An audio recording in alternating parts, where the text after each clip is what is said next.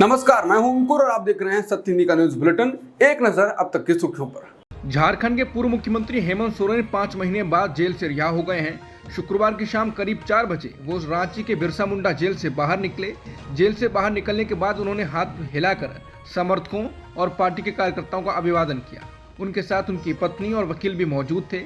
हेमंत सोरेन को कथित जमीन घोटाले से जुड़े मनी लॉन्ड्रिंग मामले में झारखंड हाईकोर्ट से जमानत मिली है। शुक्रवार को लोकसभा और राज्यसभा की कार्रवाई शुरू होते ही स्थगित कर दी गई। विपक्ष ने मांग की थी कि देश में चल रहे नीट विवाद को लेकर चर्चा की जाए और एक साझा संदेश देश के छात्रों को दिया जाए। राहुल गांधी ने जैसे ही अपनी बात कहनी शुरू की, वैसे ही उनका माइक बंद कर दिया गया, जिसके बाद सदन में शोर शुरू होने लगा। वहीं राज्यसभा में भी कुछ ऐसा ही देखा गया। कांग्रेस के नेता मल्लिकार्जुन खड़गे भी पेपर लीक के मुद्दे पर बात रख रहे थे। सभापति ने कहा कि कुछ भी रिकॉर्ड में नहीं जाएगा। कांग्रेस ने ट्वीट कर कहा कि देश में पेपर लीक से पीड़ित छात्रों की आवाज कांग्रेस अध्यक्ष और राज्यसभा में नेता प्रतिपक्ष ने सदन में उठाई, लेकिन उनका माइक ऑफ कर दिया गया। राहुल गांधी ने कहा है कि इंडिया का विपक्षी गुट नीट परीक्षा और पेपर लीक मुद्दे पर सरकार के साथ रचनात्मक बहस करना चाहता है। ये दुर्भाग्यपूर्ण है कि हमें आज संसद में ऐसा करने की अनुमति नहीं दी गई। ये एक गंभीर चिंता है जो पूरे भारत में लाखों परिवारों को परेशान कर रही है। हम प्रधानमंत्री से इस मुद्दे पर बहस करने और छात्रों को वो सम्मान देने का आग्रह करते हैं जिसके वो हकदार हैं। राज्यसभा में भी नीट पर बोलते हुए नेता प्रतिपक्ष खड़गे का माइक बंद कर दिया गया। कांग्रेस ने कहा है कि देश में पेपर लीक से पीड़ित छात्रों की आवाज कांग्रेस अध्यक्ष व राज्यसभा में नेता प्रतिपक्ष खड़गे जी ने सदन में उठाई, लेकिन उनका माइक ऑफ कर दिया गया। पेपर लीक के मामले पर यह सरकार खुद तो खामोश है ही, लेकिन अब वो पेपर लीक के विरोध। अखिलेश यादव ने कहा कि नीट की परीक्षा से केवल एक कैंडिडेट ही नहीं, उनके माता पिता, दादा दादी, नाना नानी जैसे एक परिवार के अनेक लोगों की उम्मीदें जुड़ी होती हैं। एक परिवार से औसतन 5 लोग भी जोड़े जाएं तो लगभग 1.25 करोड़ लोगों की आशा और विश्वास को ठेस पहुंची है। ये भाजपा की सबसे बड़ी हार है कि उन्होंने देश को निराशा के अंधेरे में ढकेल दिया है। ये 1.25 करोड़ लोग आगामी चुनाव में भाजपा के मुकाबले सबा साबित होंगे, जो पहले से परीक्षा लीक में बदनाम है और जिसका स्टिंग ऑपरेशन सरेआम है। फिर देर किस बात की?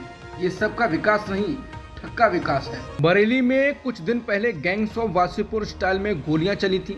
आदित्य उपाध्याय और राजीव राणा मुख्य आरोपी बनाए गए।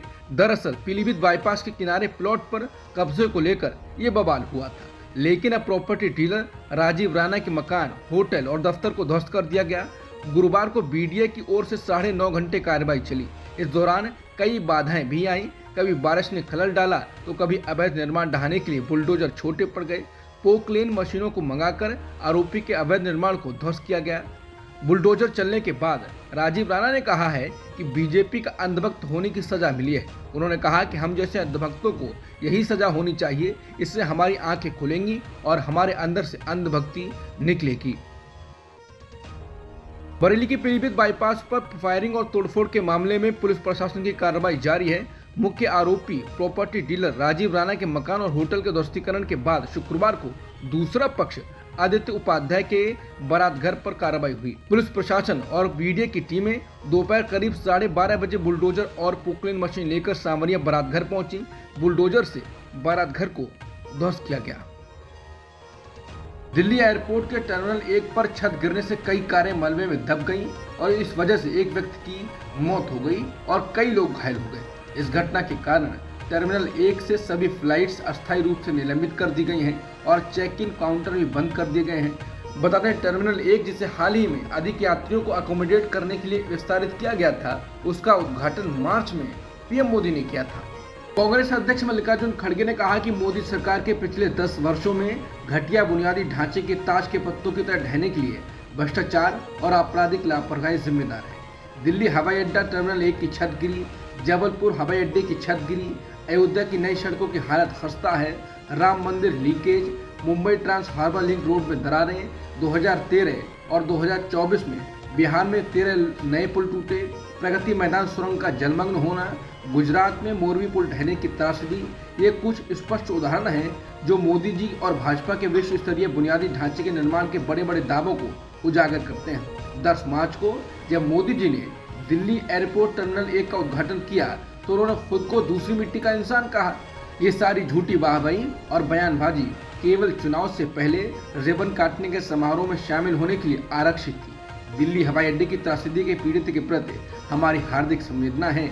उन्हें एक भ्रष्ट, अयोग्य और स्वार्थी सरकार का खामियाजा भुगतना। दिल्ली एयरपोर्ट के टर्मिनल 1 की छत गिरने पर प्रियंका गांधी ने कहा कि मार्च में प्रधानमंत्री ने दिल्ली एयरपोर्ट टर्मिनल 1 का उद्घाटन किया था।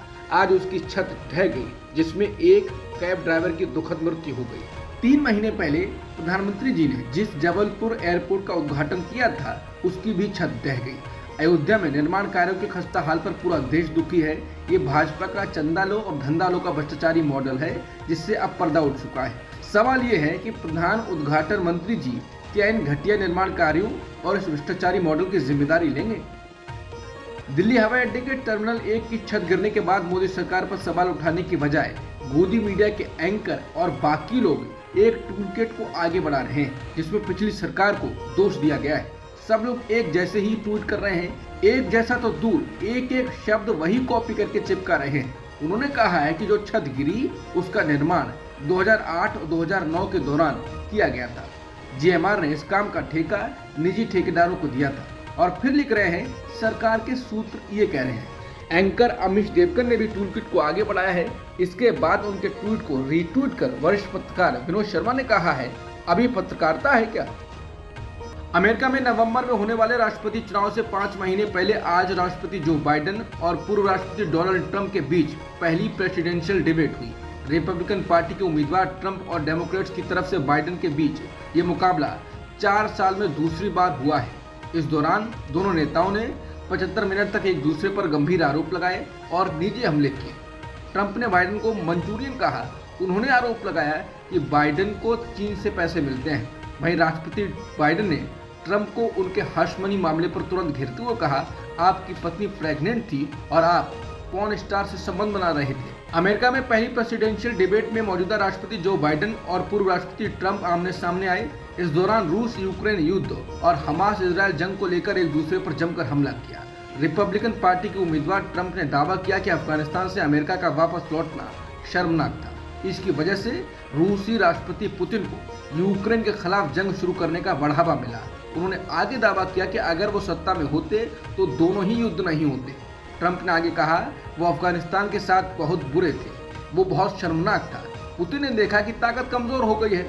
राष्ट्रपति और डेमोक्रेट पार्टी के उम्मीदवार जो बाइडेन ने यूक्रेन का समर्थन करने पर अपने रुख का बचाव किया। उन्होंने कहा कि रूस ने हजारों सैनिकों को खो दिया है और कीव पर कब्जा करने के अपने उद्देश्य में सफल नहीं हुआ है। आईसीसी T20 विश्व कप के दूसरे सेमीफाइनल मुकाबले में जीतकर टीम इंडिया फाइनल में पहुंच गई। फाइनल में टीम इंडिया दक्षिण अफ्रीका से भिड़ेगी।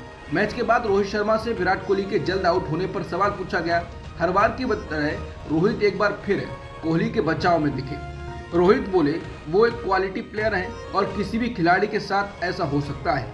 हम उनके क्लास को जानते हैं। ऐसे हर बड़े खेल में हम उनके योगदान का महत्व जानते हैं। जब आप 15 सालों से खेल रहे हों तो फॉर्म कोई समस्या नहीं होती है। वो अच्छी शेप में है, अच्छा इरादा भी है।